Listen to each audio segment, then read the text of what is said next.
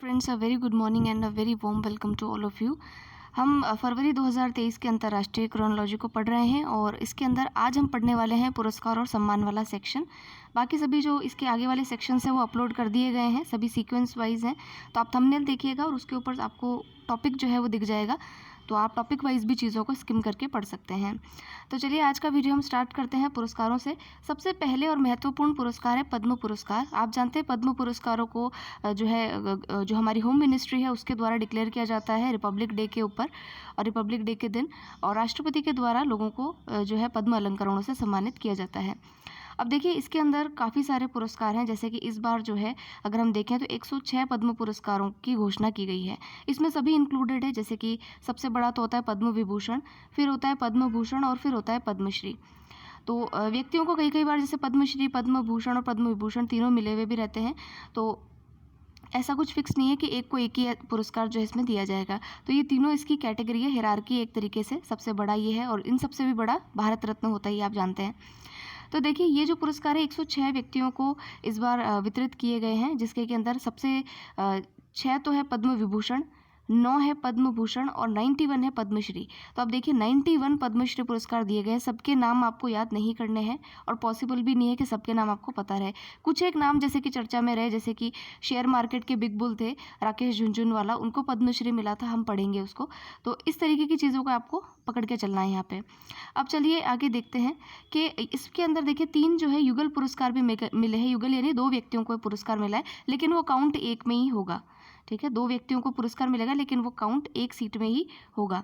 उसके अलावा यहाँ पर 19 महिलाओं को ये पुरस्कार मिला है। इसको स्टार लगा लीजिए, हो सकता है स्टेटमेंट बना करके क्वेश्चन पूछ ले।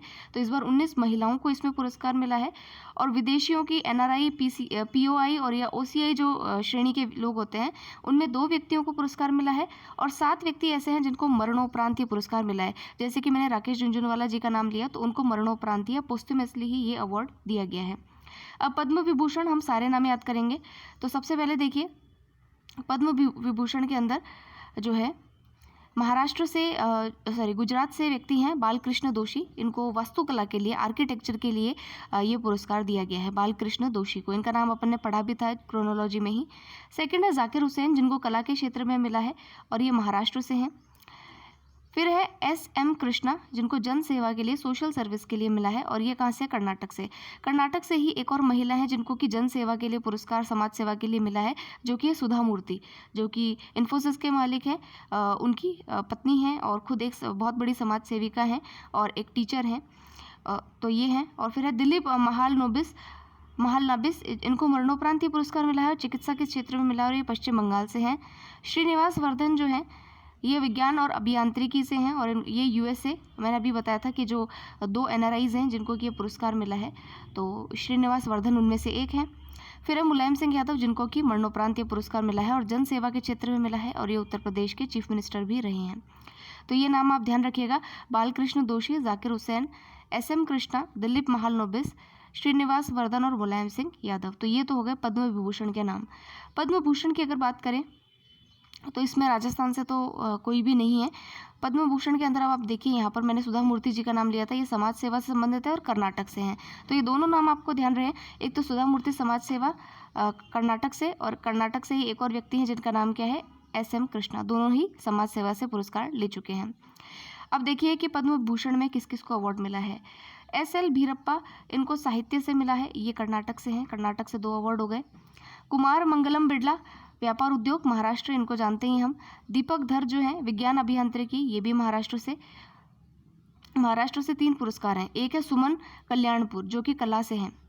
वाणी जयराम जो है इनको कला से तमिलनाडु। स्वामी चिन्ना जियर, ये अध्यात्म से संबंधित है, तेलंगाना। कपिल कपूर, साहित्य और शिक्षा, दिल्ली। सुधा मूर्ति के बारे में हमने पढ़ लिया। कमलेश D पटेल, ये आध्यात्म, तेलंगाना। तेलंगाना से 2 व्यक्ति हैं और आध्यात्म से ही संबंधित है, स्वामी चिन्नाजियर और कमलेश D पटेल। तो दोनों का नाम ध्यान रखना है, स्वामी कमलेश करके ऐसे याद कर लीजिएगा, दोनों अध्यात्म से संबंधित हैं। अब हम चलते हैं पद्मश्री पुरस्कारों में और इसमें हम सबसे पहले देखेंगे राजस्थान से किनको ये पुरस्कार मिला है, वही हमारे लिए इंपॉर्टेंट है। जैसे कि यहाँ आइए, आप यहाँ देखेंगे अहमद हुसैन और मोहम्मद हुसैन बंधु जो है इनको कला के लिए राजस्थान से पुरस्कार मिला है और हम प्रादेशिक परिदृश्य में इन दोनों के बारे में डिटेल में पढ़ चुके हैं। इन्होंने संगीत में जो है क्लासिकल म्यूजिक में क्या इनका कंट्रीब्यूशन है वो हमने डिटेल में पढ़ा है, तो आप उसके लिए प्रादेशिक परिदृश्य वाला फर्स्ट वीडियो आपको देखना है। फिर यहाँ देखिए राकेश झुनझुनवाला, इनको मरणोपरांत ये पुरस्कार मिला है और ये शेयर मार्केट के बिग बुल जो है वो कहे जाते हैं और महाराष्ट्र से इनका संबंध है। और फिर देखिए यहाँ पर जो मरणोपरांत एक पुरस्कार, हमने 6 पुरस्कार देखे हैं, 6 पुरस्कार मरणोपरांत दिए गए हैं लोगों को। उसमें जो है तीसरे व्यक्ति हैं अरीज खबाटा, जो कि गुजरात से संबंधित है। फिर यहाँ पर पीछे आएंगे तो आप देखेंगे मूलचंद लोढ़ा जो है ये सामाजिक कार्य राजस्थान से इनको पुरस्कार मिला है। उसके बाद में जो है हमारे ही राजस्थान से एक व्यक्ति और हैं जिनको कि ये पुरस्कार दिया गया है, ये है लक्ष्मण सिंह, सामाजिक कार्य राजस्थान से। और यहाँ आएंगे तो एक पुरस्कार और पढ़ लेते हैं जो कि दिया गया है, एक मिनट, रवीना टंडन को कला के क्षेत्र में, और ये जो है महाराष्ट्र से हैं, तो इनको भी इस बार ये पुरस्कार पद्मश्री पुरस्कार दिया गया है। तो ये थे फ्रेंड्स हमारे पद्म पुरस्कार, इनको आप अच्छे तरीके से पढ़ लीजिएगा। और मरणोपरांत में एक लास्ट पुरस्कार हम देख लेते हैं, छठा पुरस्कार जो था कर्मा वांगचू, ये सामाजिक कार्य के लिए अरुणाचल प्रदेश। ठीक है, तो ये हो गए हमारे पद्मश्री पुरस्कार, पद्म अवार्ड्स। अब हम पढ़ते हैं आईसीसी के पुरस्कार। आईसीसी यानी कि इंटरनेशनल क्रिकेट काउंसिल जो है वो कौन से पुरस्कार क्रिकेटरों को इस बार जो है उन्होंने दिए हैं। तो देखिए इनकी काफ़ी सारी कैटेगरीज है। मेंस में अगर आप देखेंगे, देखिए इतनी सारी कैटेगरीज हैं।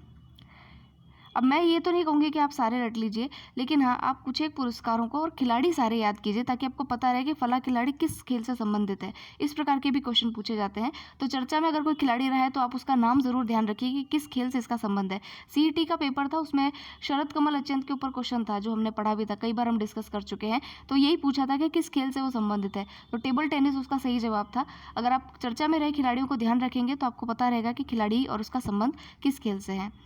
अब देखिए आईसीसी ने ये सारी चीज़ें हम यहाँ पढ़ लेते हैं यहाँ पर। तो देखिए इनके जो पुरस्कार है पुरुषों के लिए, उन्होंने जो पुरस्कार है, सबसे पहला है mains cricketer of the year के लिए सर गारफील्ड सोबर्स ट्रॉफी। ये हमने जो हमारा फर्स्ट वीडियो था उसके हाइलाइट्स में भी हमने कवर किया था। तो आईसीसी के द्वारा ये पुरस्कार हर साल दिए जाते हैं और इसका नाम है सर गारफील्ड सोबर्स ट्रॉफी। ये mains cricketer of the year का अवार्ड है, इसका नाम अलग है, सर गारफील्ड सोबर्स ट्रॉफी इसका नाम है। तो ये बाबर आजम जो पाकिस्तान के खिलाड़ी हैं उनको दिया गया है। बाबर आजम को ही दूसरा पुरस्कार दिया गया है जिसका नाम है men's ODI cricketer of the year. Men's ODI cricketer of the year, तो cricketer of the year, cricketer of the year, ठीक है। पहला तो है सर गारफील्ड सोबर्स और दूसरा है ओडीआई वाला जो अवार्ड है, ये दोनों बाबर आजम को दिए गए हैं। फिर देखिए men's test cricketer of the year, test के मैच के अंदर जो men's cricketer of the year है वो बेन स्टोक्स को दिया गया है जो कि इंग्लैंड के खिलाड़ी हैं। फिर देखिए men's T20 I cricketer of the year का पुरस्कार सूर्य कुमार यादव को दिया गया जो कि भारत से हैं। अब ये भारत के हैं इसलिए आपको याद करना है और ये भी पता होना चाहिए सूर्य कुमार यादव जो है भारत से क्रिकेट से संबंधित है। फिर है emerging cricketer of the year का अवार्ड, ये मार्को जॉनसन जो कि साउथ अफ्रीका के हैं उनको दिया गया है। फिर है men's associate cricketer of the year, Gerhard Erasmus को जो है जो नामीबिया के खिलाड़ी हैं उनको दिया गया है। ICC spirit of the cricket Asif Sheikh जो कि नेपाल से हैं उनको दिया गया है, ये भी स्टार लगा सकते हैं आप। एम्पायर ऑफ द ईयर के लिए David shepherd trophy Richard Illingworth जो कि इंग्लैंड के हैं उनको दी गई है। तो ये सारे पुरस्कार आप एक बार अच्छी तरीके से पढ़ लीजिएगा, हो सकता है इनमें से कोई क्वेश्चन आ जाए। फिर महिलाओं में देखिए women's cricketer of the year के लिए राचेल हेहोई फ्लिंट ट्रॉफी जो है ये इंग्लैंड की खिलाड़ी है नटालिया सीवर, उनको दिया गया है। फिर है women's ODI cricketer of the year, ये भी नटालिया सीवर को ही दिया गया है। तो 2 पुरस्कार तो एक ही खिलाड़ी को दिया गया है इंग्लैंड की, तो आपको याद रहेगा। तीसरा देखिए women T20 I cricketer of the year Tahlia McGrath जो ऑस्ट्रेलिया के खिलाड़ी हैं उनको दिया गया है। Women's emerging cricketer of the year ये रेणुका सिंह है भारत की। अब इनका नाम आपको याद रखना है, रेणुका सिंह का संबंध किस खेल से है, तो क्रिकेट से इनका संबंध है पहली बात। फिर है women's associate cricketer of the year, ये है ईशा ओझा जो कि UAE से संबंधित है। तो ये सारे पुरस्कार और इनके खिलाड़ियों के नाम आप जो है अच्छे से ध्यान रखिएगा। अब चलते हैं नेक्स्ट पुरस्कार पे, वो है प्रधानमंत्री राष्ट्रीय बाल पुरस्कार। अब देखिए फ्रेंड्स कुछ तो नाम से सिद्ध है कि ये राष्ट्रीय बाल पुरस्कार है, तो बच्चों को ही पुरस्कार दिए जाते हैं। अब किन बच्चों को ये पुरस्कार दिए जाते हैं, तो देखिए जो बच्चे नवाचार यानी कि इनोवेशन में, खेल में, स्पोर्ट्स में, कला संस्कृति के अंदर, समाज सेवा में या बहादुरी में जो असाधारण कार्य करते हैं, अपनी असाधारण क्षमताओं को दिखाते हैं, उपलब्धियां हासिल करते हैं, उन बच्चों को ये पुरस्कार प्रधानमंत्री जी के द्वारा दिया जाता है।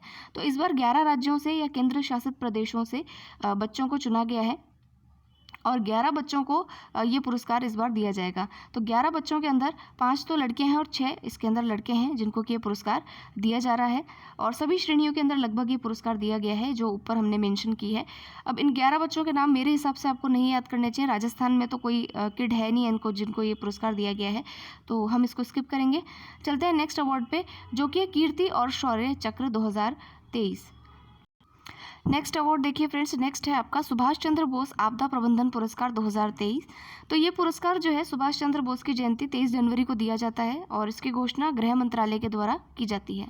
तो इसमें 2 श्रेणियाँ होती है, एक तो होती है व्यक्तिगत श्रेणी और दूसरी होती है आपकी संस्थागत श्रेणी, यानी इंस्टीट्यूशन को दिया जाता है और एक दिया जाता है व्यक्ति को।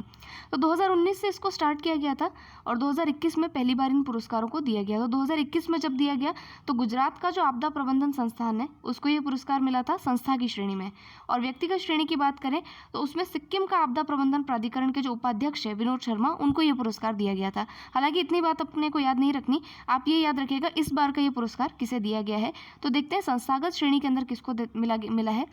तो संस्थागत श्रेणी में दो इन संस्थाओं को ये पुरस्कार मिला है। जैसे पहला तो है उड़ीसा के राज्य आपदा प्रबंधन प्राधिकरण। तो क्योंकि आप जानते हैं कि ये सुभाष चंद्र बोस आपदा प्रबंधन पुरस्कार है, डिजास्टर मैनेजमेंट अवार्ड है, तो किसी आपदा प्रबंधन संस्था को ही दिया जाएगा। तो पहला तो है उड़ीसा का जो राज्य आपदा प्रबंधन है उसको ये दिया गया है। और दूसरा मिजोरम का लुंगलेई फायर स्टेशन जो है उसको ये पुरस्कार दिया गया है, LFS और OSDA में। तो इन दोनों को ये पुरस्कार संस्था की श्रेणी में दिया गया है। अब देखिए इसके अंदर पहली बात तो ये प्रतिवर्ष दिया जाता है और किसी संस्था को इसमें 51 लाख रुपए नगद पुरस्कार और व्यक्ति के मामले में जो है 5 लाख रुपए और जो है जो प्रमाण पत्र होता है वो दिया जाता है। तो ये दोनों चीज़ें आप ध्यान रखेंगे, 51 लाख का पुरस्कार दिया जाता है और 5 लाख का पुरस्कार जो है व्यक्तिगत श्रेणी में दिया जाता है। इस बार किसको मिला है तो उड़ीसा और जो आपका मिजोरम है, इन दोनों राज्यों के जो आपदा प्रबंधन संस्थान है उसको ये पुरस्कार सुभाष चंद्र बोस आपदा प्रबंधन पुरस्कार दिया गया है। अब चलते हैं नेक्स्ट आर्टिकल पे। यह है अमेरिका के अंदर जो अभी जो है मिस यूनिवर्स जो प्रतियोगिता हुआ है, पेजेंट हुआ है, उसके अंदर किस महिला ने जो है मिस यूनिवर्स का ताज जीता है। तो अमेरिका की आर बोनी गैब्रियल हैं जिनको कि मिस यूनिवर्स का ताज इस बार दिया गया है। और ये मैंने आपको पहले बताया था कि हमारे यहाँ से मिस यूनिवर्स 3 रही हैं, सुष्मिता सेन, लारा दत्ता और जो थर्ड है हमारी हरनाज संधू जो लास्ट ईयर थी 2021 में। अभी 2022 का ताज जो है वो अमेरिका की हैं आर बोनी गैब्रियल, उन्होंने इसको जीता है। और अमेरिका के लुइसियाना स्टेट के न्यू ऑरलिन्स शहर में संपन्न मिस यूनिवर्स का ताज बोनी गैब्रियल को जो है वो हरनाज संधू के द्वारा पहनाया गया है। इतना ही आप ध्यान रखेंगे तो ठीक है इसमें। फिर देखिए यहाँ पर भारत का प्रतिनिधित्व है जो है वो दिविता राय ने किया था, जो कि टॉप 5 में अपना स्थान नहीं बना सकी।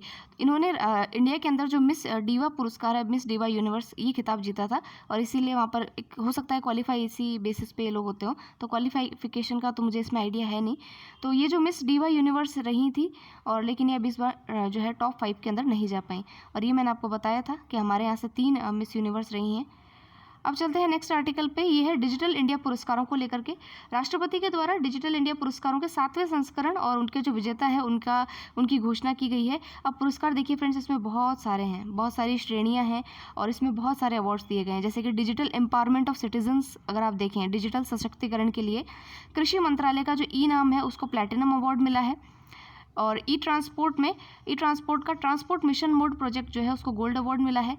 Silver award judgment search portal को दिया गया है। तो इतने सारे पुरस्कार हैं कि मतलब इसको याद करना पॉसिबल नहीं है। अब देखिए इसमें digital initiatives for ease of doing अगर आप देखें तो माइन मित्र उत्तर प्रदेश, ई आबकारी उड़ीसा और इन्वेस्ट पंजाब, ये पंजाब को ये पुरस्कार दिया गया है। तो इसमें काफ़ी सारी कैटेगरी और राजस्थान से कोई पुरस्कार इसमें है नहीं, तो इसीलिए जो है मैं सोचती हूँ कि इसको आप स्किप कर सकते हैं इतना, क्योंकि याद करना भी पॉसिबल नहीं किसको क्या क्या पुरस्कार मिला, इतना कहाँ ध्यान रहेगा। फिर चलते हैं नेक्स्ट अवार्ड पे जो कि है 80वें गोल्डन ग्लोब अवार्ड। देखिए कभी कभी ये भी होता है कि क्या पढ़ना है उससे ज़्यादा ज़रूरी होता है कि क्या नहीं पढ़ना है, कहाँ दिमाग नहीं लगाना है। मेरे एक फ्रेंड थे, मैं कई बार बताती हूँ कि उनको फेयर्स एंड फेस्टिवल वाला जो पोर्शन है उसमें से हमेशा एक क्वेश्चन आता है। जो ये मेले और त्यौहार होते हैं उसमें से एक क्वेश्चन आता है। उनको अभी तक वो शुक्ल पक्ष कृष्ण पक्ष कौन सी, बारस को क्या दूज को क्या, ये नहीं समझ में बैठता है। तो उन्होंने उसको छोड़ ही दिया कि मैं इसमें इतनी एनर्जी लगाऊं, उससे अच्छा है कि मैं दूसरे पोर्शंस को तैयार करूं ताकि वहाँ के क्वेश्चन मेरे ना छूटे। तो कभी कभी अपनी स्ट्रेंथ को जानना भी नेसेसरी होता है।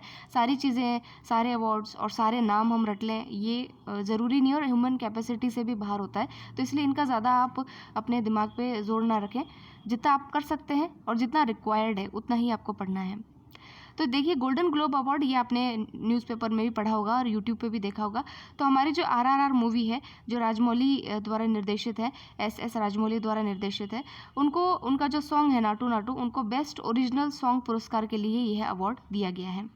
और इसके अगर हम देखें तो गीतकार हैं चंद्र बोस और गाने के जो गायक हैं वो है काला भैरवा और राहुल सिप्पीगंज। और SS राजमौली की सुपरहिट फिल्म के गीत का जो संगीत निर्देशन किया है वो MM कीरावानी ने किया है। तो ये जो डायरेक्शन किया है इस संगीत का वो MM कीरावानी ने किया है और उन्होंने ये पुरस्कार लिया हुआ है यहाँ पे। और देखिए इसमें और क्या चीज़ है। हाँ, अब देखिए गोल्डन ग्लोब पुरस्कारों की संक्षिप्त सूची यहाँ पर दी गई है कि किस किस को क्या क्या पुरस्कार गोल्डन ग्लोब अवार्ड दिए गए हैं। अब चूंकि देखिए ये हॉलीवुड फिल्म्स के लिए होता है तो आप इसमें एक दो देख सकते हैं, जैसे कि बेस्ट ड्रामा के लिए द फेबलमैन्स को ये पुरस्कार दिया गया है। म्यूजिकल कॉमेडी के लिए द बेशनेस ऑफ इनशिरीन को दिया गया है। ड्रामा के लिए अगर सर्वश्रेष्ठ अभिनेता की बात करें तो ऑस्टिन बटलर को ये पुरस्कार दिया गया है। कॉलिन फेरल जो है म्यूजिकल कॉमेडी के लिए इस पुरस्कार को दिया गया है। तो काफ़ी सारे इसके अंदर भी कैटेगरीज है जिसको कि आपको नहीं याद करना है। अब चलेंगे नेक्स्ट उस पर। RRR जो फिल्म है इसको क्रिटिक्स चॉइस अवार्ड में भी इसको 2 पुरस्कार दिए गए हैं। तो ये भी हमको ध्यान रखना है कि 2023 में जो क्रिटिक्स चॉइस अवार्ड दिए गए हैं कई सारी फिल्मों को, कई सारे निर्देशकों को, इन सबको, तो उसमें 2 पुरस्कार जो है क्रिटिक्स चॉइस पुरस्कार ये भी RRR फिल्म को दिया गया है। तो अब देखिए इसके अंदर जो क्रिटिक्स चॉइस अवार्ड है इसमें 2 कैटेगरीज में मिला है, क्योंकि 2 पुरस्कार जीते हैं तो 2 कैटेगरीज है ऑफकोर्स।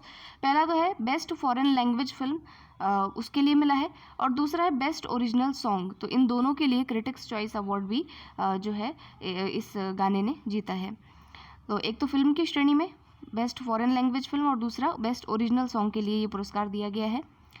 अब चलते हैं नेक्स्ट हमारे पुरस्कारों के ऊपर। सो नेक्स्ट जो पुरस्कार है फ्रेंड्स वो असम सरकार के द्वारा दिया जाने वाला एक नागरिक सम्मान है, जो असम सरकार का सर्वोच्च नागरिक सम्मान है। तो ये असम सरकार देती है।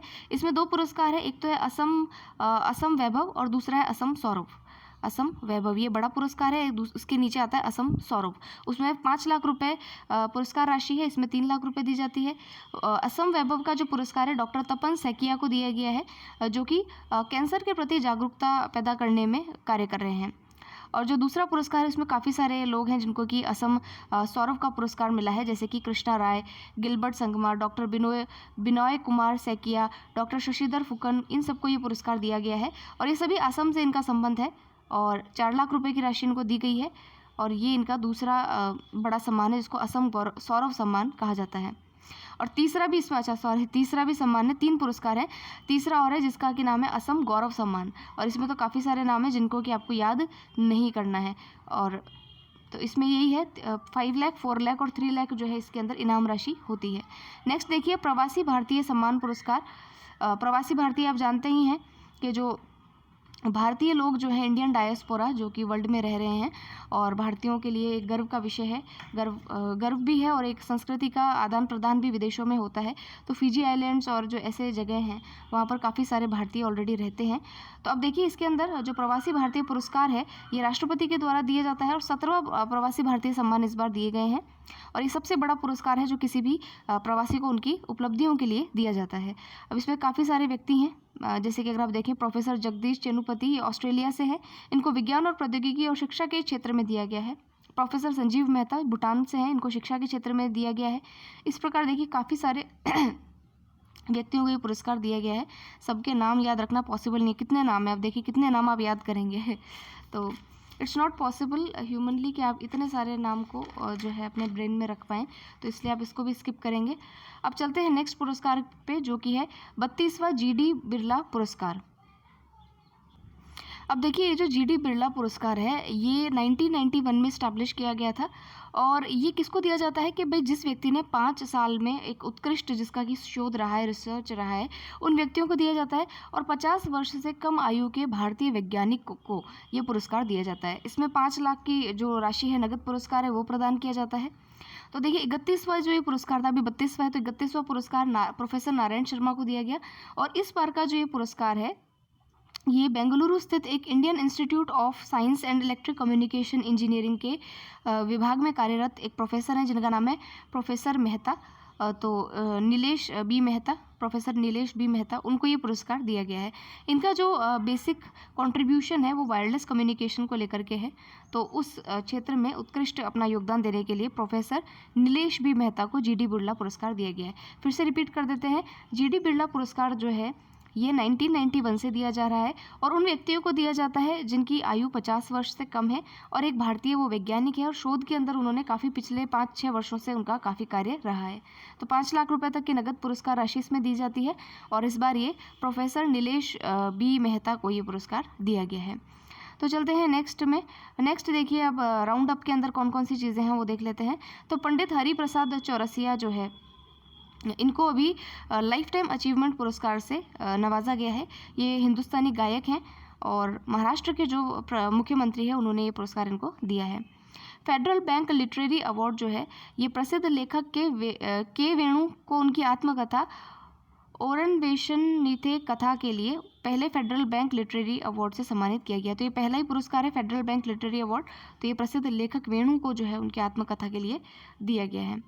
फिर देखिए, भारतीय शांति रक्षकों को संयुक्त राष्ट्र मेडल दिया गया है। तो दक्षिणी सूडान में राष्ट्र मिशन में सेवा प्रदान करने वाले 1171 से अधिक भारतीय शांति सैनिकों को उनके असाधारण सेवा के लिए पुरस्कार दिया गया है और पहली बार भारतीय सेना की एक महिला अधिकारी मेजर जैस्मीन चट्टा को जो है अपर नाइल में इसकी पुरस्कार समारोह में भारतीय दल की परेड का इन्होंने नेतृत्व किया है।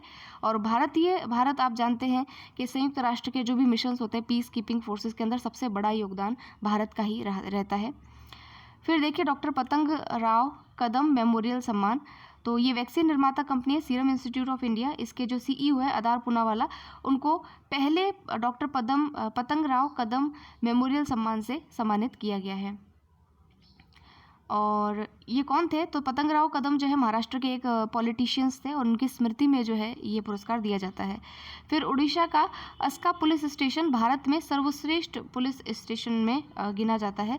तो गंजाम जिले के अस्का पुलिस स्टेशन को 2022 के लिए पुलिस स्टेशनों के वार्षिक रैंकिंग में देश का नंबर 1 पुलिस स्टेशन जो है वो घोषित किया गया है। तो ये यहाँ पर इम्पोर्टेंट बात है।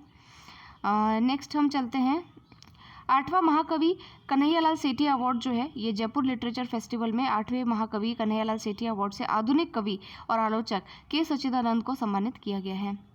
ठीक है, और ये पुरस्कार कन्हैयालाल सेठिया फाउंडेशन की तरफ से दिया जाता है और इसमें 1 लाख रुपए की पुरस्कार राशि जो है वो दी जाती है। तो फ्रेंड्स, ये था हमारा आज का पुरस्कार और सम्मान वाला पोर्शन, इसको हम यहीं रैप अप करेंगे। नेक्स्ट वाला जो हमारा पोर्शन होगा वो खेल परिदृश्य को होगा और ये भी कुछ खास ज़्यादा बड़ा नहीं है, इसको भी हम जल्दी कवर कर लेंगे। सो नेक्स्ट वीडियो के अंदर मिलते हैं जल्दी ही। Thank you very much for listening.